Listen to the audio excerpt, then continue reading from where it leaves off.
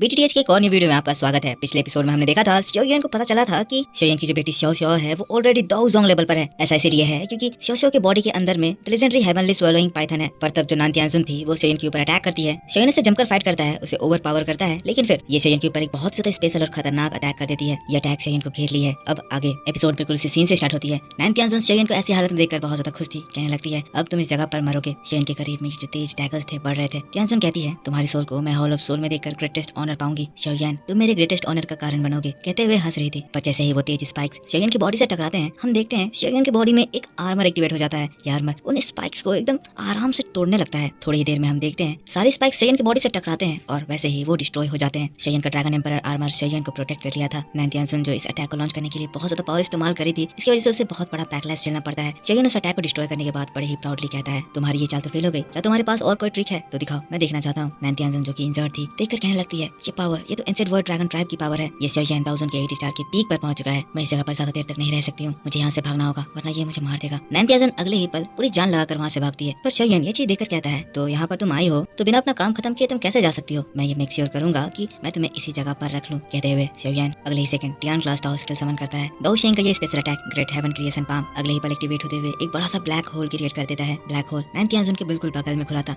नानतियानजुन वहाँ से भाग रही थी पर सक्शन फोर्स इतना ज्यादा स्ट्रॉन्ग था कि इवन ये दाओजों के 8 स्टार की पर्सन भी इस सक्शन फोर्स से खुद को बचा नहीं पाती है। उसकी बॉडी तेजी से ब्लैक होल में खींचने लगती है। नानतियानजुन एकदम लाचार चिल्लाने लगती है ये क्या हो रहा है, आखिर ये किस तरह की अजीब चीज है। नानतियानजुन इसको डिस्ट्रॉय करने के लिए स्ट्रॉन्ग अटैक्स इसके ऊपर करती है पर ब्लैक होल उन सारे अटैक्स को जैसे अपने अंदर समा लेता है। पिछले बार नानतियानजुन जब शोयन से स्ट्रॉन्ग थी तो वो अपने एक ही अटैक से शोयन की इस अटैक को डिस्ट्रॉय कर दी थी। पर अब जब शोयन इसके बराबर स्ट्रेंथ में आ चुका है तो इसके कोई भी अटैक इस ग्रेट हेवन क्रिएशन पाम के सामने कोई काम नहीं आ रहे हैं। अब ये चीज फील कर नानतियानजुन और ज्यादा घबरा जाती है। उसे अपनी मौत दिखाई पड़ती है और वो पूरा और दम लगाकर वहाँ से भागने लगती है। पर स्पेस को पकड़कर यहाँ से खींचते हुए भागने का भी इसका आइडिया काम नहीं आता है। ये पूरी घबराई हुई है, कहने लगती है आखिर ये इतना ज्यादा कैसे स्ट्रॉन्ग हो सकता है। इसका बैलेंस खराब होता है और सीधा वो वर्म होल में गिरने लगती है। गिरते हुए इसका एक हाथ वर्म होल के अंदर समा जाता है। जैसे ये समाता है ये वर्म होल जैसे इसकी बॉडी की हाथ में जितने भी ये लाइफ फोर्स थे उसको जैसे जूस सी लेती है। ये अब एकदम लाचार एक कमजोर की तरह चिल्लाने लगती है मेरा हाथ कोई बचाओ। पर अब उसे समझ में आ गया है कि उसका हाथ अब बेजान हो गया है। ये देखते हुए तुरंत ही वो अपने दूसरे हाथ से अपने उस हाथ को काट देती है। काट कर वो वहाँ से भागने लगती है। पर फिर हम देखते हैं अभी तो सक्शन फोर्स और इतना ज्यादा बढ़ जाता है कि अब तो इसकी शरीर उसमें घुसने लगती है। ये मजबूरन चिल्लाती है फोर्थ सिस्टर मुझे बचाओ। इसकी आवाज करते ही पूरा का पूरा ये आसमान जैसे ब्लड कलर में कवर हो जाता है। तेज बिजली कड़कने लगती है। माहौल एकदम से बहुत ज्यादा डरावना हो जाता है। शोयन भी जब ये नजारा देखता है वो भी पूरी तरह से शॉक हो जाता है क्योंकि इस नए पर्सन की तो प्रेजेंस के बारे में शोयन को भी अंदाजा नहीं हुआ था। आसमान में तब हम लोगों को एक बहुत ही खतरनाक ड्रैगन दिखाई देता है। ये एक ब्लड ड्रैगन था जिसको देखकर ये नानतियानजुन बड़ा खुश हो जाती है। कहती है अगर फोर्थ सिस्टर मेरी हेल्प करेंगी तो मैं जरूर ही इस लड़की को कैप्चर करके हॉल ऑफ सोल अपने साथ ले जाऊंगी। फोर्थ सिस्टर जल्दी आइए, एक साथ मिलकर हम लोग इस लड़की को इसकी औकात दिखा देते हैं। पर शोयन ये सुनता है तो गुस्साते हुए कहता है तुम मुझे औकात दिखाओगे उससे पहले मैं तुम्हें ही तुम्हारी औकात दिखा देता हूँ। कहते हुए अपने फोर्स को और ज्यादा बढ़ाता है और ग्रेट हेवन क्रिएशन पाम का पंजा और तेज कसने लगता है। इससे सक्शन फोर्स और ज्यादा बढ़ता है। जिसके बाद फिर सबसे पहले नानतियानजुन का पैर ब्लैक होल में जाता है और इससे ये दर्द से चिल्लाते हुए कहती है फोर्थ सिस्टर इस लड़के को मार डालो प्लीज, मुझे बचा लो। ड्रैगन अब बादलों से निकलकर सभी की आंखों के सामने आ जाता है। पर ये नानतियानजुन और ज्यादा तेजी से खींचते जा रही थी। ये देखकर ये शोयन को डराने की कोशिश करती है। कहती है लड़की मुझे छोड़ दो वरना ये ड्रैगन तुम्हें इस जगह पर जरूर मार देगा। शोयन रिस्पॉन्ड करता है उससे पहले मैं तुम्हें जरूर मारूंगा। कहते हुए नानतियानजुन की आधी बॉडी को ब्लैक होल में घुसा देता है। नानतियानजुन की चीज देखकर फिर चिल्लाती है। कहती है फोर्थ सिस्टर क्या कर रही हो, जल्दी अटैक करो। ड्रैगन फिर अटैक करने के लिए बढ़ता है और इससे पहले कि शोयन का ग्रेट हेवन क्रिएशन पाम इस नानतियानजुन को निकलता, ये ड्रैगन ही नानतियानजुन को निकल जाता है, मार देता है। ये ड्रैगन इतना स्ट्रॉन्ग था कि शोयन की इस ग्रेट हेवन क्रिएशन पाम को वो डिस्ट्रॉय करते हुए शोयन को मारने के लिए बढ़ता है। ये हमला इतना ज्यादा अचानक था कि शोयन भी ये चीज सोचा नहीं था। वो उसके मुंह में डायरेक्ट घुस जाता है। ड्रैगन शोयन को खा जाता है। जैसे ही शोयन के दोस्त ये चीज देखते हैं सब लोग घबरा जाते हैं क्योंकि ड्रैगन ब्लड एनर्जी से पूरा उबल रहा था और उसके अंदर जाने वाला कोई भी चीज इन एन इंस्टेंट मारा जा सकता था। ड्रैगन शोयन को निगलने के बाद फिर शोयन के दोस्तों के पास आ जाता है। अगले ही पल उसकी नजर श्यो श्यो और मेडिसा पर पड़ती है और वो उन दोनों को खाने के लिए बढ़ता है। पर इससे पहले कि वो इन तक पहुंच पाता हम देखते हैं ड्रैगन की बॉडी में अचानक से क्रैक्स आने लगते हैं। ये पावरफुल ड्रैगन जो अभी तक इनविंसिबल लग रहा था और फिर अगले ही पल दर्द से चिल्लाने लगता है। सभी लोग ये नजर देखकर और भी ज्यादा अमेज थे कि आखिरकार इस ड्रैगन को हुआ क्या। तब फिर ड्रैगन फिर ब्लास्ट होता है। हम लोग उसके बॉडी के अंदर से शोयन को देखते हैं क्योंकि ड्रैगन को चीर कर बाहर निकल गया था। चारों ओर खून फैल गया था। पर हाँ क्योंकि ये अटैक इतना ज्यादा स्ट्रॉन्ग था इस वजह से शोयन को भी इसमें काफी ज्यादा इंजरीज हुई थी। शोयन को सही सलामत देखकर श्यो श्यो खुश हो जाती है। सभी लोग खुश थे। पर फिर शोयन कहता है छुप कर रहने का क्या फायदा, हिम्मत है तो सामने आओ। और तब हम लोग आसमान में फिर से ब्लड रेड कलर फैलता हुआ देखते हैं। उसके अंदर से एक बहुत ही स्ट्रॉन्ग एनर्जी स्काई को अर्थ से कनेक्ट कर देती है। ये चीज बहुत ज्यादा खतरनाक थी और बहुत ज्यादा फेमस थी। ये चीज को शोयन के साथ आया एक एल्डर पहचान जाता है। इनका नाम एल्डर हु है जो कि शोयन के पास आकर शोयन को बताते हैं कि ये ऑरा सेंट्रल प्लेन की the most dangerous demon show है की है। आसमान फट गया था, उसके अंदर से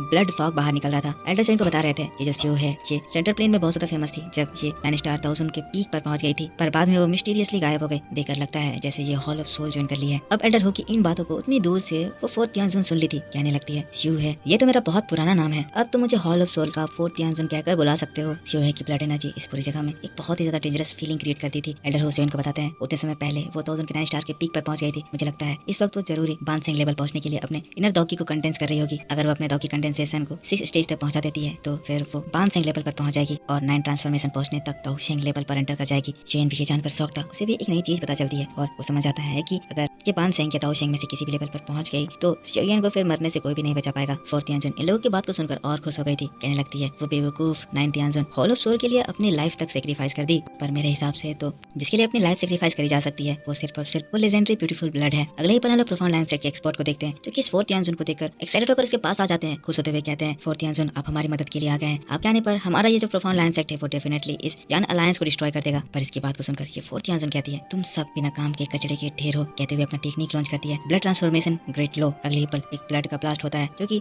उसके अगल बगल जितने भी एक्सपर्ट थे सभी के अंदर चला जाता है। मेनली ये सब प्रोफाउंड लाइनसेट के ही एक्सपर्ट थे। जे इस फोर्थ तियानजुन का वो डरावना टेक्निक था जो कि पूरे सेंट्रल प्लेन में एक समय में आतंक मचा दिया था। और अभी भी हम इसके खतरनाक इफेक्ट को देखते हैं जहाँ जिस एक्सपर्ट में ये ब्लड लगा था उन एक्सपर्ट्स की बॉडी से ब्लड उनकी बॉडी को छोड़कर आसमान में उछलने लगती है। सारे ब्लड 9 तियानजुन की ओर जाने लगती है। सभी लोग अपने बॉडी से अपने ब्लड को ऐसे फट कर निकलता हुआ देखकर पूरे शौक थे, दर्द से चिल्ला रहे थे जो इतना ब्लड ये निकाल रही है इससे सारे जो एक्सपर्ट जो कि इवन दाओजोन के 3 या 4 स्टार पे हैं वो सब एक सेकंड में डिस्ट्रॉय होने लगते हैं। भयंकर डरावना माहौल छा जाता है, लोग अपनी जान बचाकर भागने लगते हैं पर इसके इस ताकत से कोई बच नहीं पाता है। शोयन भी ये चीज देखकर पूरा हैरान था और इसी बात के साथ पेडेल टू द हेवंस का ये वीडियो भी इस जगह पर खत्म हो जाता है। तो मेरे दोस्तों आप मुझको बताओ कि आपको ये एक्सप्लेनेशन कैसा लगा। अगर आपको ये वीडियो पसंद आया है तो इसके ऊपर एक लाइक जरूर कर देना, कमेंट करके बताना कि वीडियो आपको कैसा लगा। इसका अगला एपिसोड मैं आपके लिए कल सुबह इसी चैनल पर अपलोड कर दूंगा जिसमें मैं आपको डिटेल में शियोयन और इस फोर्थ तियानजुन के बीच की फाइट को एक्सप्लेन करके बताऊंगा। अगर आपने इसका पिछला एपिसोड नहीं देखा है तो चैनल पर जाकर चेक करना, अपलोड कर दिया गया है। होप करता हूँ आपको ये सीन्स मिलाकर एपिसोड पसंद आया होगा। चैनल को सब्सक्राइब करके बेल आइकन जरूर से ऑन कर लेना। मिलता हूँ मैं आपसे नेक्स्ट वीडियो में। Take care, bye bye and thanks for watching.